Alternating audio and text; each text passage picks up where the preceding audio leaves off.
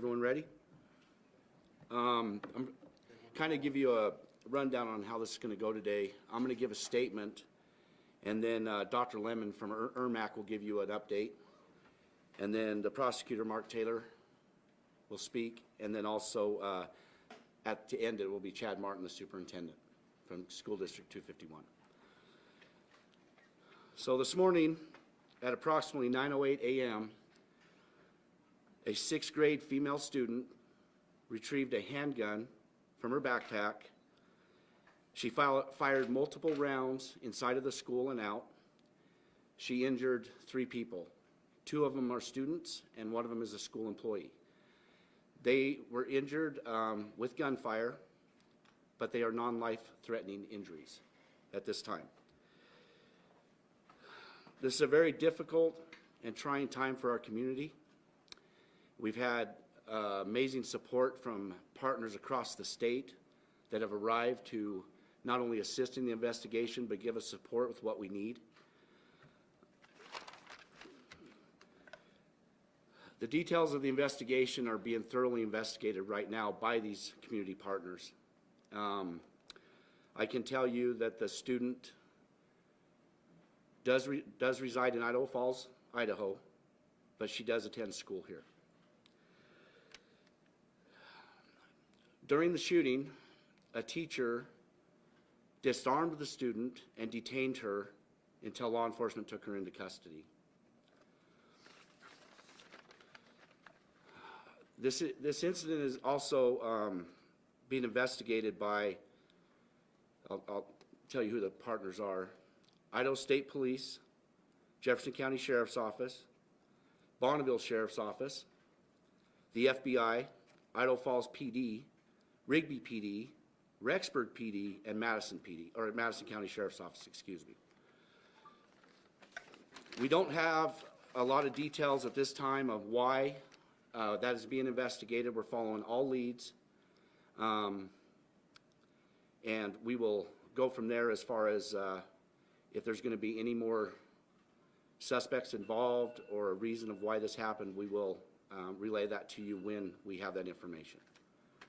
And with that said, I'm going to pass this on to Dr. Lemon. Good afternoon. I'm Michael Lemon. I am the Trauma Medical Director at Eastern Idaho Regional Medical Center. At 9:55 this morning, our incident command was set up. We got notification that there was a shooting at a middle school in Rigby. We were notified that there were 3 patients that were coming to us as gunshot wound victims. We mobilized our trauma service, including our emergency room, our operating rooms, and multiple different capabilities throughout the trauma system in order to take care of these patients. I can report to you that fortunately we were blessed that each of these individuals sustained non-life-threatening extremity injuries. Our 2 pediatric patients will be monitored overnight in the hospital.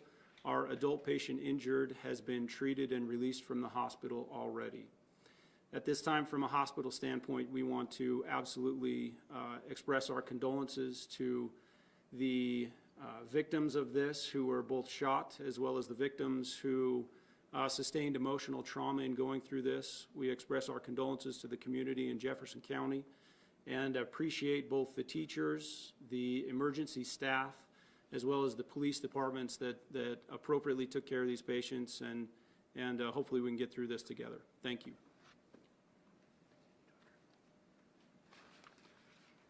So obviously the investigation is still underway, and we will not be making any definitive prosecuting decisions until that time. Once the investigation is completed, we will be filing appropriate charges, possibly including 3 counts of attempted murder, accounting for the victims that you've heard of today. And that is all we have to say for now. Could you say and spell your name, please? Mark Taylor, M-A-R-K-T-A-Y-L-O-R.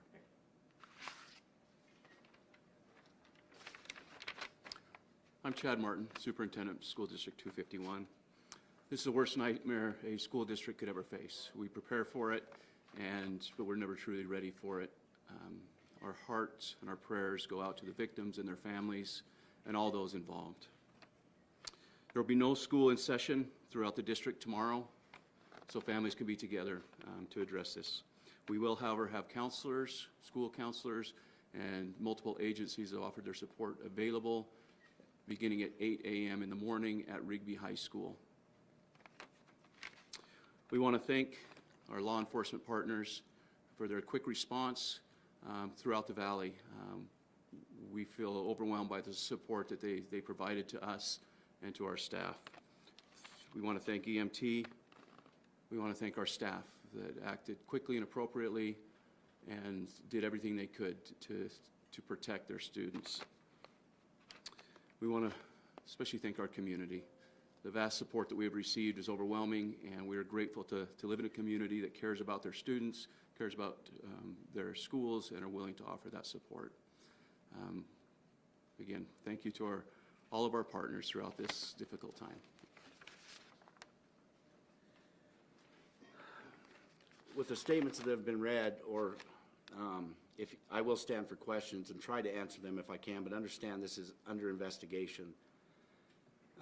Is there any questions? Yes, Nate. Sheriff, you mentioned that the teacher disarmed the student. Can you talk a little bit more about that? Was the teacher tackling the student, or how did that play out?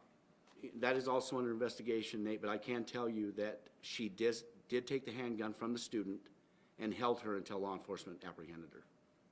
And this was a student in that teacher's class? No, it was not. Okay, and was that in a classroom or the hallway? The incident took place in the hallway and outside of the school. Outside of school. Yes. Can you Yes. talk a little bit more about how this played out? Did it start in the hallway or outside, and how did this develop? So this incident did start in the hallway, and it moved towards an exit to the east side of the building to the outside where a victim was shot outside. So 2 victims were shot in the school and 1 was outside. Sheriff Spencer Harris, Talk 13 from Salt Lake City. I'm curious, when your officers respond to something like this, obviously radio calls can sometimes be very hyped up and adrenaline is rushing. How do you respond calmly to a shooting like this, especially when you know kids are involved, and that does heighten the circumstances, definitely? And I totally agree with you. I understand that the school district and law enforcement in this area have a wonderful working relationship, and there's been numerous trainings in this. But to tell you, if you're calm going to that, I wouldn't say that that would be the case for anybody that had to respond where children are involved. When it comes to that training, obviously, you know, most departments go through something like that. How helpful is that, knowing that you have that to fall back on when it does really happen in real life? It is very helpful, but I'll also expand to that. Our children in this community have been through the same training multiple times every year. And the response from the law enforcement, but not only that, the response from the school district, the teachers, and the students, it was unbelievable. It was unbelievable. Yes? Brennan Kaufman from the Post-Register. Were there any warnings or reports that this student might pose a danger before this morning? Not that I'm aware of, but that is under investigation right now. Yes, sir. Were any of the victims targeted? Was the shooting was a targeted attempt to harm them? Once again, it's under investigation, and I do not have the answer to that. Okay? Yes, ma'am. So Sheriff, there are multiple posts kind of going around social media within, you know, the Rigby community as well as to the identity of the teacher that disarmed the student. Can you confirm that it was Miss Julie Knighting that disarmed the student? After speaking with the school district, we have not spoken to her in reference to releasing this teacher's name, so I cannot confirm that at this time. Okay, thank you. Okay? You're welcome. Would that be the same on behalf of the custodian as well? Yes. Were there deputies already at the school? I know some schools have school resource officers, or was this something they had to rush to the scene this morning? We do have school resource officers. The deputy was not in the area where the shooting occurred, but deputies and officers from Rigby Police responded immediately. As we speak, there are people setting up a sign outside the school in support of all these students. What does it mean to you, and whoever else wants to answer this, that the community is so supportive of what happened and making sure that the students are okay when they go back to school? school whenever they do. I'm going to refer that question to the superintendent, because I believe he's answered that very eloquently, okay? I was not aware of the specific sign, but I can tell you from the time we've got students out of the building, move them to the high school, within 30 minutes, we had agencies here helping, bringing food, water, blankets. It's, like I said, it's overwhelming for the support that we had. Multiple people texting, emailing, calling, coming, asking what they can do to help. So the support from the community was overwhelming, and I have no doubt it will continue to be that way. For the prosecutor, given that the suspect is a juvenile, how much information are you going to be able to release in the coming days about the charges, court proceedings? Are we going to hear anything more about this situation here in the next few weeks? Well, that depends on when the investigation is completed. Once the investigation is completed, then we will be assessing all of the information to determine the appropriate charges at that time. And I'll leave it at that. Can anyone say anything more about the injuries to these three victims? Were they shot once or multiple times, and how badly were they hurt?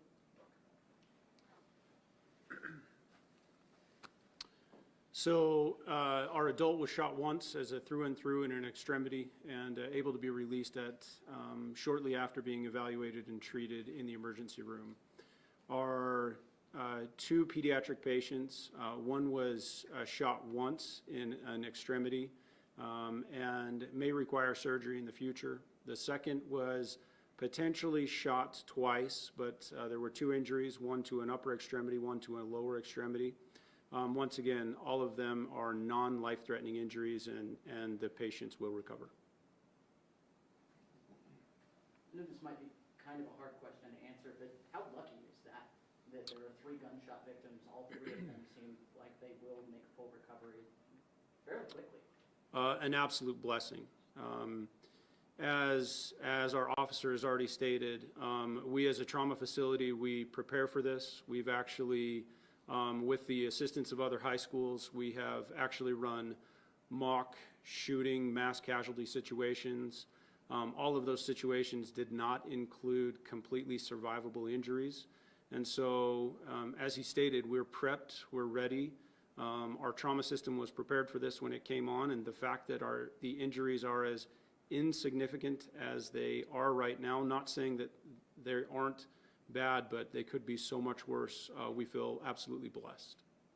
And did I understand correctly that those two pediatric patients could potentially go home tomorrow? Our two pediatric patients are going to be monitored in the hospital overnight.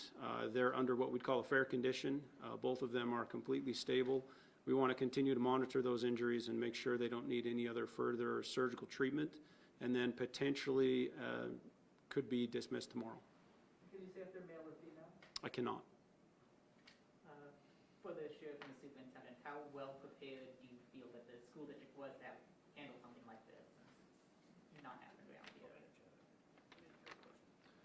As the sheriff mentioned, we train very frequently with the sheriff and also on our own for situations. I don't think we can ever fully be prepared, but I feel like our staff reacted and our students reacted in the best possible way for the best possible outcome. We will obviously take time over the next days and weeks to reevaluate and see where we can continue to improve. But as a whole, I'm very pleased with the way our staff responded. Yes, sir. Can you say what kind of weapon it was? That is under investigation, but it was a handgun. Did you ever caliber? No. Do we know where she got it? I do not know that at this time. And what's the status of the suspect? Is she being held somewhere? She is in the Jefferson County Sheriff's Office at this time. So there's reports of a video going around on the social media app TikTok. Is that something the investigative team is aware of? They are aware of that, and they are looking into it. Sheriff, how long will your investigators remain at the school? I mean, is it still considered a crime scene? It is, Nate. It's a big school, it's a big crime scene, and they're very thorough, so they'll be there a while. Do we know if there might be any video of this? The incident was caught on the school security system, yes. Will that be released to us at some point in time? That'll be up to the prosecutor, but as far as during the investigation, no, not during the investigation. All right. Thank you for coming, everyone. We will update more information as soon as we have it, okay? Thank you.